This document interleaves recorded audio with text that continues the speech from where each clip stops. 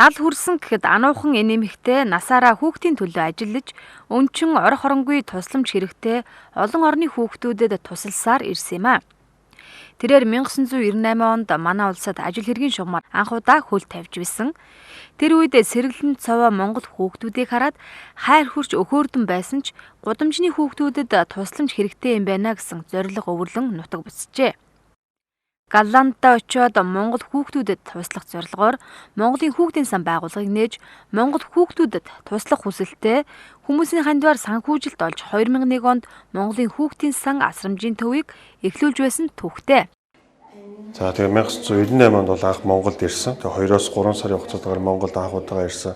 Тэгээ Монголд анх удаа хурж ирээд Монголын хүүхдүүдийг ямар хөөрхөн сэтгэл дулаам, дур булаам хөөрхөн болохыг харсан. Тэгээд гэхдээ бас Монголын хүүхдүүдийн амьдралд бас үнэхээр хэрэгцээ, тусламж хэрэгтэй байгааг болж харсан. Тэгээд эргэж яваад тэгээд дараа нь бас дараа жил нь дахиад 2-3 сарын хугацаатаар Монголд ирсэн. Тэгээд нэгэнтээ Монголын хүүхдүүдийг харсан бас хэрэгцээ байгааг харсан учраас энэ хүүхдүүдэд туслая гэсэн зорилготойгоор анх бол Голланддаа өөрийнхөө эх орондоо Азийн сан гэж байгууллага, олон улсын байгууллагыг нээсэн. Тодорхой хэмжээний бас тэнцээ санхүүжилт олчихсон. Тэгээд 2001 онд Монголд хурж ирээд тэгээд энэ хүүхдүүдэд үнэхээр энэ туслая. Тэгээд дээрэс нь өөрөө манай хүн болохоор бүхэл амьдралын турш хүүхдүүдтэй хамт ажиллаж исэн. Тэгээд Монголын хүүхдүүд ихтэй үнэхээр өвөрмөц, онцгойг мэдэрсэн. Тэгээд үнэхээр туслахыг хүссэн. Тэгээд бас одоо энэ гудамжинд байгаа одоо өнчин гэж хэлэгдэж байгаа эдгээр хүүхдүүд маань гэр оронд өсөж боожих хэрэгтэй. Тийм болохоор 2001 онд анхныхаа одоо орон сууцыг худалдаж авсан. Тэгээд орон сууцтай хүүхдүүдэд гэр бүлийн орчинд байлгахаар тэгээ байгууллага Монгол эхлүүлсэн байна. Ялангуяа хүүхдүүдтэй ажиллаж байгаа хүүхдүүдийн байран дээр хүүхдүүдтэй байнгын ажиллаж байгаа тэр багш нарын хувьд аюул чухал хүмүүс. Бид нар тэд нарыг боловсруулах тал дээр маш их анхаардаг. Хэд хэдэн хүмүүсийг нийгмийн ажилтнаар сургууль төгсгсөн. Тэгээ одоо ч гэсэн бас гэр бүл home гэдэг төрийн бас байгууллагатай хамтарч ажилладаг. Тэдний сургалтанд манай багш нар явж байгаа.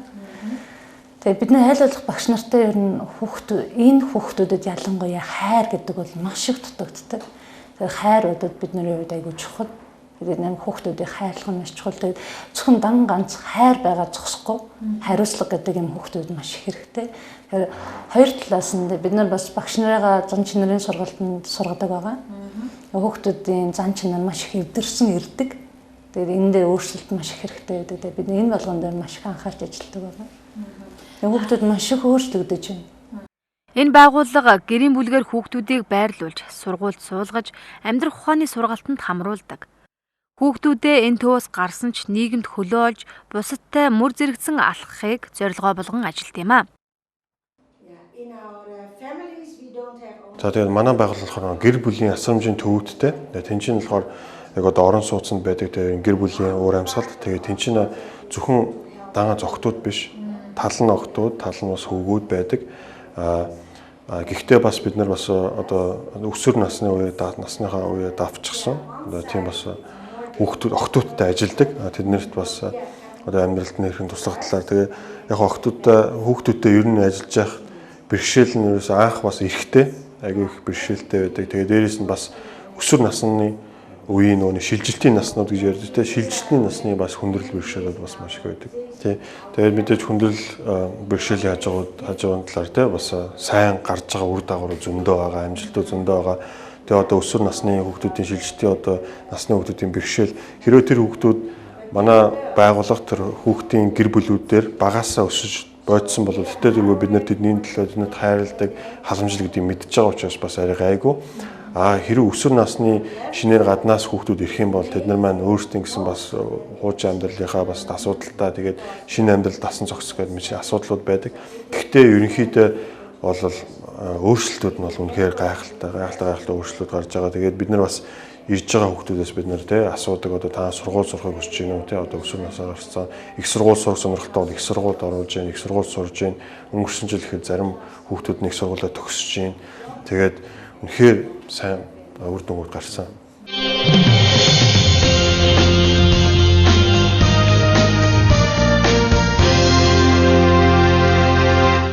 Тэнд бол манайх одоо нэг 7-8 тийм гэр бүлд хурц ажиллаж байна. Тэгээ ялангуяа ихэнх нь өргөтөлгөөлсөн эмэгтэйчүүд.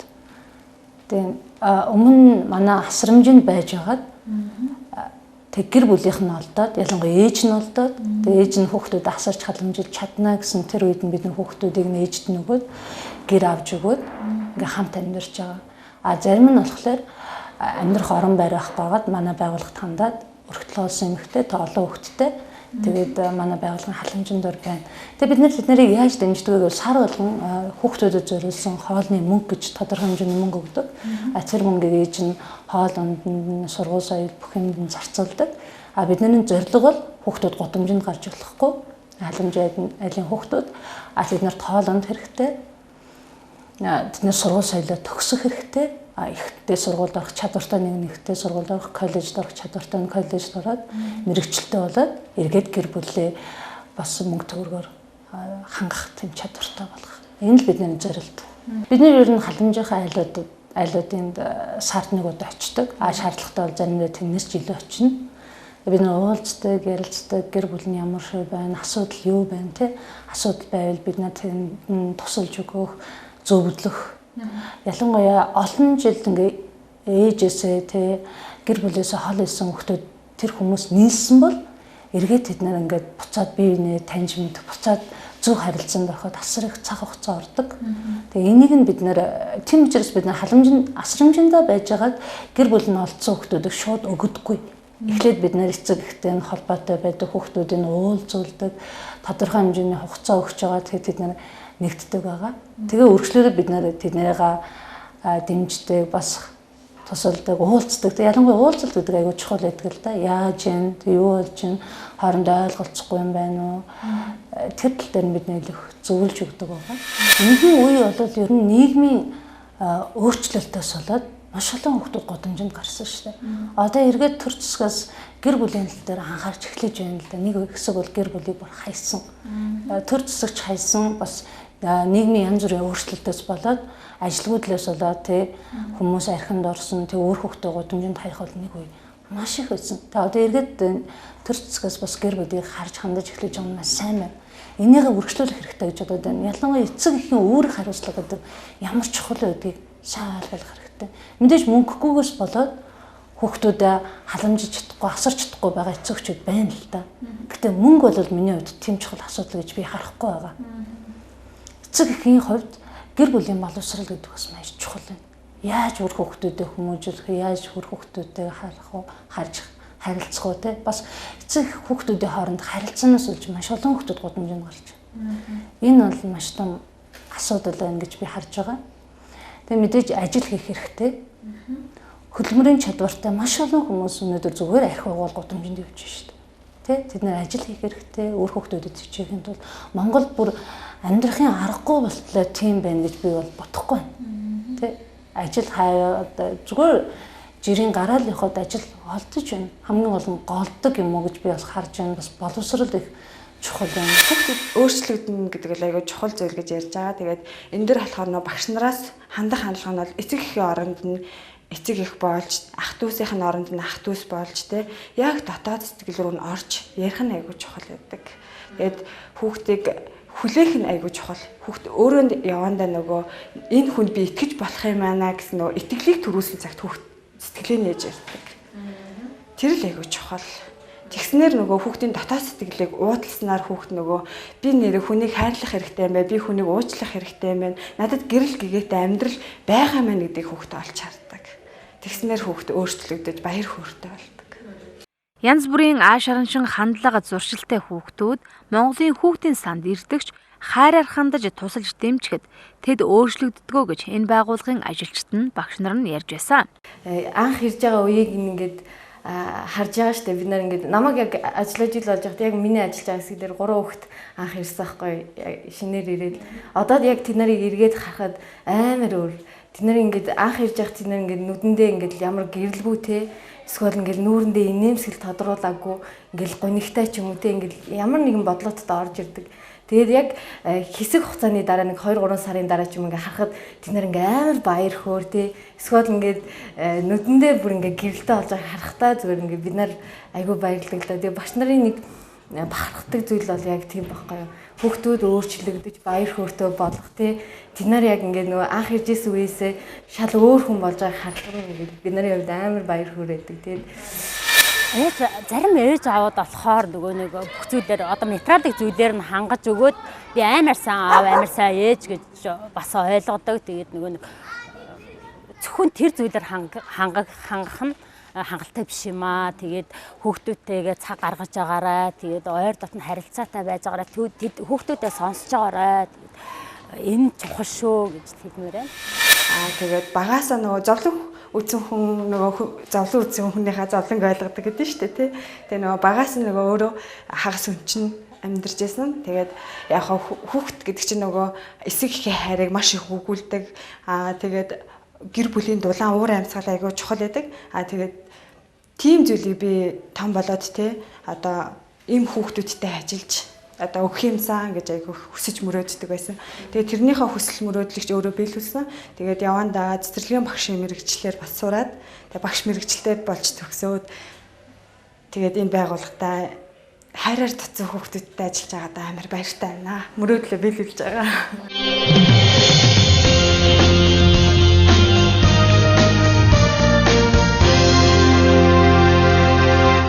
Монголд 40 гаруй асрамжийн газар үйл ажиллагаагаа явуулдагч 18 нас хүрсний дараа хүлээн авах газар Монголд байдаггүй. Үүнээс болж олон хүүхдүүд эрсдэлтэй алхам хийх, хэрэг төвөгт орох, хүний наймааны золиос болох гэд олон асуудалд ордог. Удирдах хүмүүс үүнийг мэддэгч дөрвтэй шийдвэр өнөөдрийн хүртэл гарсангүй. Харин Монголын хүүхдийн сан асрамжийн төвөөс 18 нас хүрээд асрамжийн төвөөс гарч байгаа хүүхдүүдийг охид хөвгүүдээр нь баг болгож, тусад нь байрлуулж, ажил хийлгэж, зам сурах хүсэлтэйг нь ихтэй сургуульд орох боломжоор хангад юм байна. Тэгээд зарим бас бид манайд ирж байгаа хүүхдүүд маань их сургууль сурч чадахгүй тий. Сургууль нь соёл нь өмнө завсартчихсан. Тийм учраас боломжгүй байгаа. Тийм учраас гэхдээ бид нэр аль болохоор сурахын бид нэр хөвгүүлэн дэмждэг. Тийм учраас жилийн одоо амьдрах ухааны янз бүрийн сургалт тий одоо нарийн бов техник юм уу сургалтанд нэрийг хамрагдуулаад аль болохоор тэрийн дэмжээ тэгээд энэ үүний үр дүн ч гэсэн бас сайнаар гарч байгаа. Зарим охтуудаас талх нарийн бовны цэгт тий сураад өгсөөд сертификат авсан. Тэгээд нэг нь одоо цэцэрлэгт туслах тоогоочоор ажиллаж байгаа. Нэг нь одоо бас гуанзанд ажиллаж байгаа. Тэгээд үнэхээр иймэрхүү өөрчлөлт гарсан. Энэ охтуудаа үнэхээр бид нар хараад бас маш их баяртай байгаа.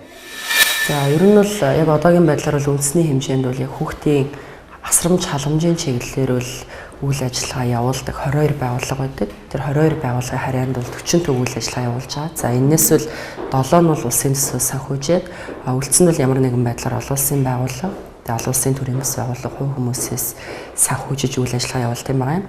За энэ байгууллагуудын нэг бол Монголын хүүхдийн сан, тэгээд харьяа, гэр бүл 1 2 3 4 гэсэн юм төвүүдтэй. Тэгэхэд энэ төвүүдийн хувьд бол бас нэлээд их дотроо үйл ажиллагаа нөгөө хүүхдээ одоо насны үечлэлтэй авдаг. Тэгээд яг Монголын хувьд гэх юм бол улсын төсөө санхүүжиж байгаа ганц байгууллага болох хүүхэд асран хүмүүжүүлэх төв бол манай газрын харьяанд ажилладаг.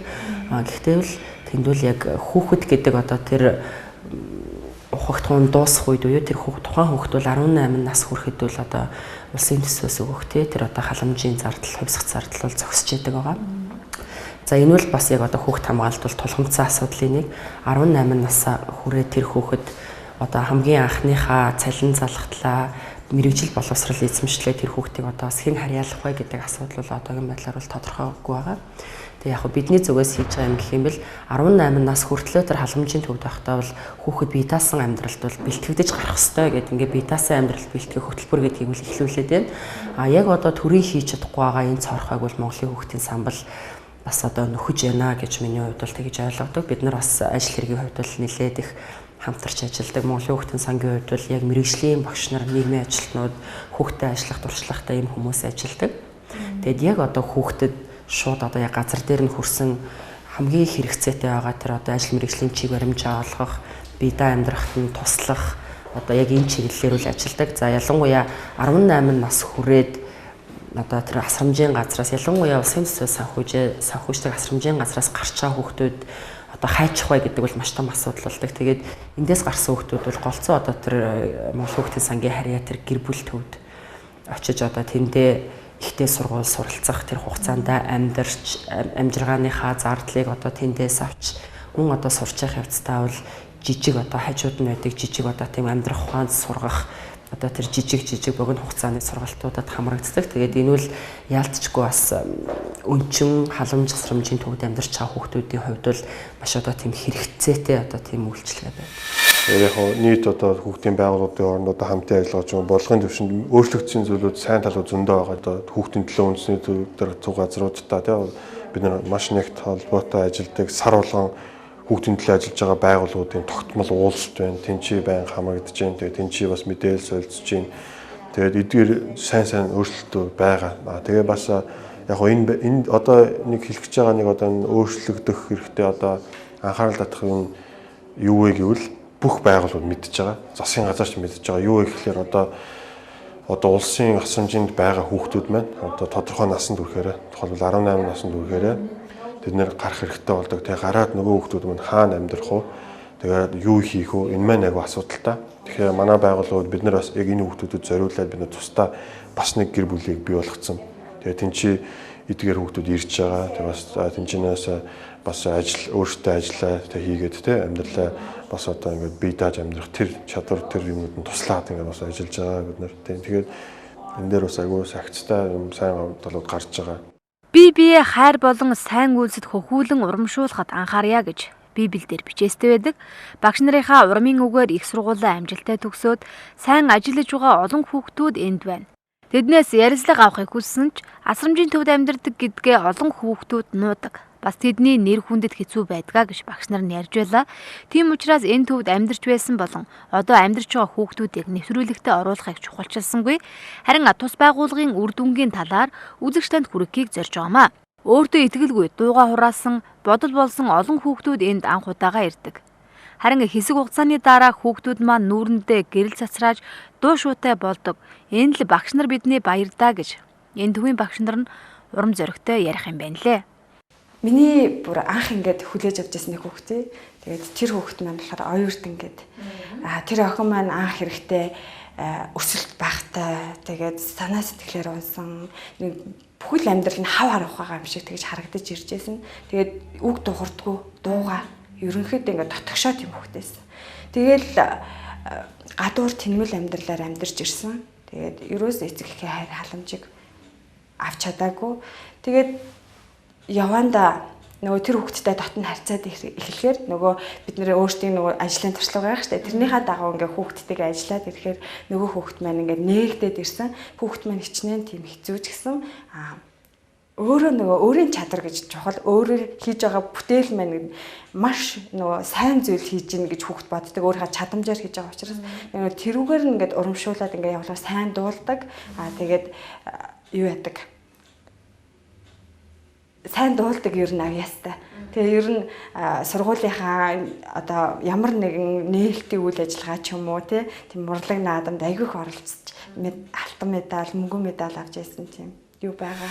Хүнийг хүн болгож хүмүүжүүлнэ гэдэг чинь маш чухал үүрэг хариуцлага. Тэгээ өөрөө хүүхд юм шиг орж исэн учраас нөгөө хариуцлага үүрэг гэдгийг нөгөө яг мэдрэхгүй зүгээр л нөгөө ийм сэтгэлтэй хүүхдүүдтэй би хурж ажиллах юмсан гэсэн тэмүүлэлээр л орж исэн болохоос ш. Тэгээд яг дотор нь ороод л яг үүрэг хариуц хүний өмнөөс нөгөө хүний амь насыг хариуцж ажиллана гэдэг бол хамгийн чухал зүйл юм аа гэдэг ойлгож үнэхээр тэр хүмүүсийг хайрлаж халамжилж те сэтгэл санаагаар дэмжиж ойлгож харьцна гэдэг бол айгүй чухал байсан. Тэр л жоох хэцүү байсан. Тэгээ явандаа бол нөгөө хүүхдүүдэд хараад ингээ өөрчлөгдөж байгааг нь хараад өөрөө ирэхгүй бахархах, баярлах сэтгэл айгүйх гардаг. Тэгэл уурлагч үе байна. Баярлагч үе. Угаасаа нөгөө хүүхдээс сайхан энергийг хүн угаасаа л авч яадаг. Тэгээд тэр сайхан энергиэс нь хүн нөгөө сайхан мэдрэмжийг мэдэрснээр ингээд баяр хөөртэй болдог л да. Ер нь хүүхд хизээч хүнийг хичнээн ингээд хүн ингээд загнаал ингээд өгүүлж ийсэн ч гэсэн нөгөө цайлхан сэтгэлтэй хүүхэд угаасаа цагаан цааш шиг гэж ярьдэн шүү дээ тий. Юу ч мэдрэхгүй л явж байдаг. Нэг ингээд загнажэтэл дараа нь энийг л залгахчээ ч гэдэг юм уу тий. Баярлал ингээд нэг дурсамжтай нэг зүйл ярьчихав. Тэгээ яасан ахгүй надлан миний төрсөн өдрийн яг үеэр анх удаага миний төрсөн өдрийг манай хүүхдэд тэмдэглэж өгч байгаа байхгүй юу. Тэгээ нөө яг миний амралтын өдөр байсан. Тэгээд ороод ирсэн чинь залгаач нүдэн нараа гэл тэгэхгүй юу. Тэгэхээр нүдэн нар там өрөөрөө яваад ирсэн чинь ширээ ингээ гой засцсан. Тэгэл нөө ягаал гоё амттангууд салаад малаад хийчихсэн. Тэгээ суугаал хоол идгээл хоол авчирч өгөхгүй юу. Тэгээ би нөө баяртай цандаа өвөр дуртай. Тэнцэн өөдөл чи миний дуртай хоолыг хийчихсэн. Тэгээ бүгдээрээ ингээд идгээл за та бүгдээрээ талархаад ингээд цэцгээ гээл тэгэл идсэн чинь будаа шал түүхий. Баярных нь гурлан цуцаа. Тэгээд нөгөө яагаад хүүхдүүд ямар амттай альж гоё альж байгаа гэл чинь гоё амттай байна гоё байна гэл чинь манай нэг том хүү орж ирэл юу яахгүй юу хоол идчихэл хүү чи ямар амар юм бэ түүхий штэ гэл тэгсэн чинь хүү дүүнэр сэтгэлээ гаргаж хийж хахад ингэж болохгүй гэх нөө хичнээн муухай байсан ч гэсэн те нөгөө хүүхдэд урам өгөхөр хүүхд ингээд улам баяр хөөртэй улам ингээ хийх сонирхол нь ихсдэг тэгээ нөгөө хизээч гутааж болохгүй хүүхд ихээс юм хүүхд өөрийнхөө чадлаар л хийж байгаа учраас гэдэг үднэс.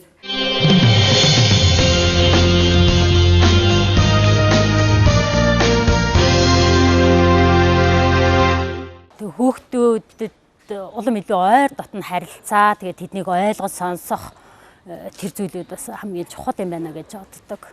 Тэгээд хүүхдийн хэрэгцээ нь хангагдсан ч гэсэн одоо нөгөө метродик хэрэгцээ хангагдсан ч гэсэн тэр хүүхдүүдийн зүрх сэтгэлийг ойлгох тийм хэрэгцээ маш их байдгийг би энэ ажил хугацаанд олж харсан.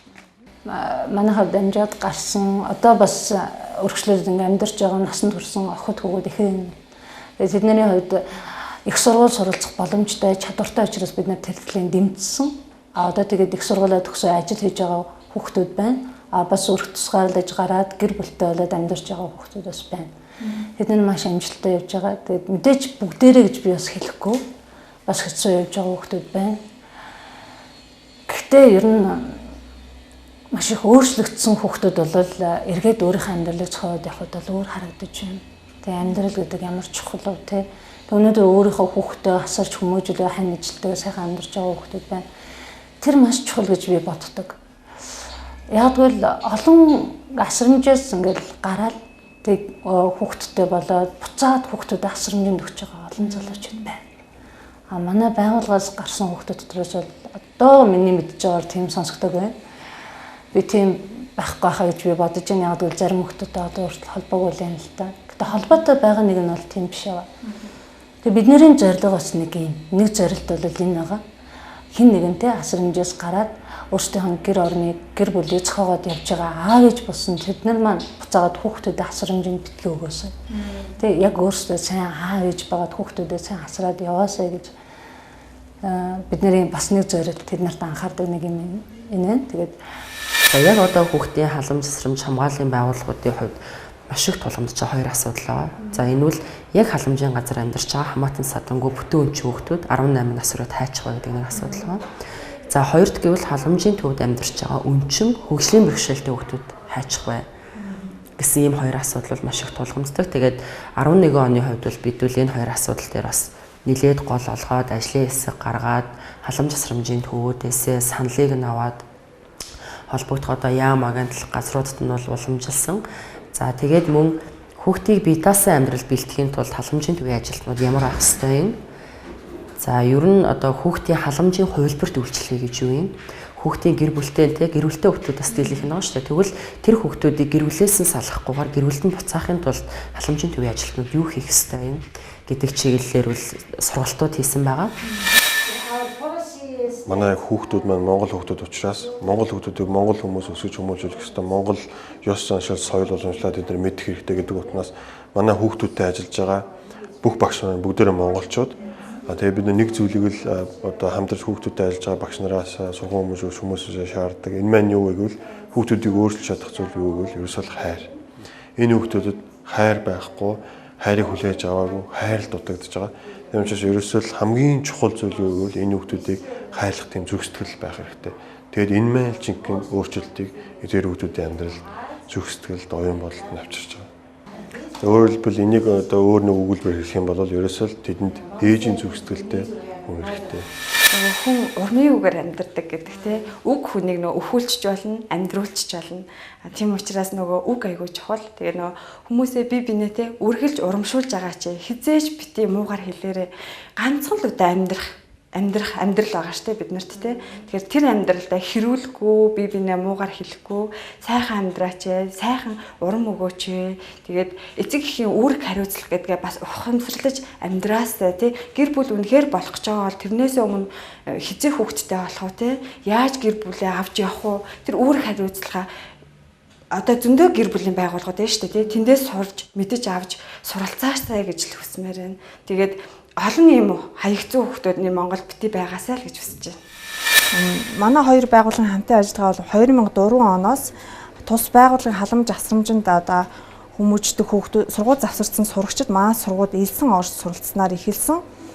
Амьдралын эрхээр одоо эцэг эхээсээ салсан, орхигдсон одоо эцэг их нас барсан хагас болон бүтэн өнчин гудамжинд тэнүүжилж яваа нийгмийн ийм эмзэг хэсгийн зайлшгүй дэмжлэг тусламжаас шаардлагатай ийм сурагчдыг одоо нийгэмшүүлэх эцэг эхийн хайр халамжийг үзүүлэх ажиллаж байгаа тус байгууллагын үйл ажиллагаанд маш их талархаж байна. Тэгээд энэ утгаараа ч гэсэн бидний зорилго бас нэгддэг. Тэгээд энэ бүх амжилттай явах эдний үйл ажиллагаа болохоор манай үйл ажиллагаанд ч гэсэн маш их дэмжлэг тусалцаа болж байна. Тэгээд хүүхдүүдийн хувьд харж байхад хүүхдүүд болохоор ерөнхийдөө төлөв даруй тийм дуулууртай элдэн муу зуршилгүй одоо нэгт нямба одоо цагийг баримталдаг ийм хүүхдүүд байдаг. Тэгээд одоо суралцж байгаа хүүхдүүдээс болон төгсөгчдөөс энэ бүх байдал ажиглагддаг. Төгсөгч хүүхдүүдийн хувьд болохоор гадаад болон дотоод ихтэй сургуульд маш их амжилттай сайн суралцж байгаа. Улсын асрамжаас ялангуяа 18-наас хүрээд сургуулаа төгсөөд очих газаргүй байгаа хүүхдүүдийг бид нар хүлээж авахд нээлттэй байдаг. Ялангуяа охтууд бид нар тийм байрна. Тэгээд бид нар ихтэй сургуульд суралцах чадвартай тэр охтуудыг бид нар авдаг. Тэгээд яг хоо тийм байж чадахгүй ч гэсэн те ямар нэгэн тодорхой хэмжээний мэрэгжил олгоод тэгээд ажлын талбарт гаргах. Ер нь л амьдрах ухааны тал дээр бид нар хүүхдүүд дээр ялангуяа насны хүрсэн хүүхдүүдээр маш их анхаарч байна. Яг хүмүүс ярьдаг те асрамжинд иж байгаа гарсан хүүхдүүд бэлэнчлэг сэтгэлгээтэй болдог гэж. Тэгээ бид нар энэ яриаг эвдэхийг хүсэж байгаа. Бид нар энэ цоо яриа гэх юм уу, тэгээ энэ хүмүүсийн бодлоо энэ байдлыг бид нар эвдэхийг хүсэж байна. Бид нар хүүхдүүдэд амьдралд гараад тэд өөрсдөө бие дааж амьдрахын төлөө бид нар одооноос эхлээ сургаж байна. Тэгээ ялангуяа оюутнууд маш их мөнгөний хэрэгтэй байдаг тийм. Тэгээ манайх оюутнуудаа их анхаардаг. Тэгээ оюутнууд маань ямар мэрэгжил сонгохоос л ахвалал сайхан дуртай юм. Би энэ сургууль дуртай гэдэг бид нар тийм сургууль сонгохоос илүүтэйгээр энэ сургуулийг төгсөөд ажлын байр байна уу? Ямар мэрэгчлээ болох вэ? Энэ сонирхлоос гадна хэрэгцээ аягүй чухал. Тэгэхээр зөв мэрэгчлээ сонгож амьдрал зөв хөл тавих. Энэ тал дээр бид нэг зөвлөж усан анхаарч хамтарч ажилладаг байгаа. За улсын төсвөөс бусад санхүүжж байгаа хүүхдийн халамж асрамж хамгааллын байгууллагуудад бол үйл ажиллагаа бол яг үүндээ л нэг чигд байна гэж байхгүй. Тэнд бол сайнтай муутайгаа алдаатай оноотойгоо байгууллагууд бол байдаг. За эдгээр дотроос бол Монголын хүүхдийн сангийн хувьд гэх юм бол үйл ажиллагааг нь бид нар маш их дэмжиж байгаа. Энэ үл одоо хэлэхээс өөр аргагүй. Яг одоо хүүхдүүдийн төлөө чин сэтгэлээсээ ажилдаг. Бид нар дээр ирсэн бас одоо тийм янз бүрийн хүүхдийн эрхийн зөрчилтэй холбоотой тийм одоо хүнд кейсүүдийг шийдэхэд бол бас тэд бидэнд тусалдаг. Ингээ харилцан бие биендээ тусалж харилцан бие биендээ одоо бие биенийхээ үйл ажиллагааг нөхөж дэмжиж ингэж ажилладаг байгууллагын хувьд бол Монголын хүүхдийн сан төрийн бас байгууллагынхаа нийт ажилтан албан хаагчдад 10 жилийнхэн 8 баярын мэндийг хүргэж байна. Тэгээ та бүхний Монголын хүүхдийн сайн сайхны төлөө оруулж байгаа хувь нэмэр бол бас их юм аа. Тэгээ цааш чинь ажилд өндөр амжилт хүсье гэж хэлээд байна.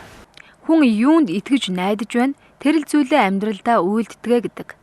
Итгэл найдвар хайрыг урайга болгон ажилдаг Монголын хүүхдийн сан байгууллага нь өнчин ядуу амьдралын боломжгүй хүүхдүүдийг асран хамгаалдаг. Тус байгууллага 18 нас хүрээд асрамжнаас гардаг хүүхдүүдийг үргэлжлүүлэн амьдрах ухаанд сургахад туслаж зам мөн дэмжин ажиллаж байгаа анхны байгууллага юм а. Энэ ч утгаараа төрийн хийж чадахгүй бодлогын хэмжээнд яригдж байгаа асуудлыг ажил хэрэг болгон ажиллаж байна. Монголын ирээдүйн төлөө сэтгэл зүрх хүч хөдөлмөрөө зориулан ажиллаж байгаа тус байгууллагын цаашдын ажилд амжилт хүсье. Зөв итгэл үнэмшил хүнийг зөв амьдралаар замнуулдаг гэсэн сургамжтай сайхан үгээр сайн үр нэвтрүүлгээ өндөрлөж байна.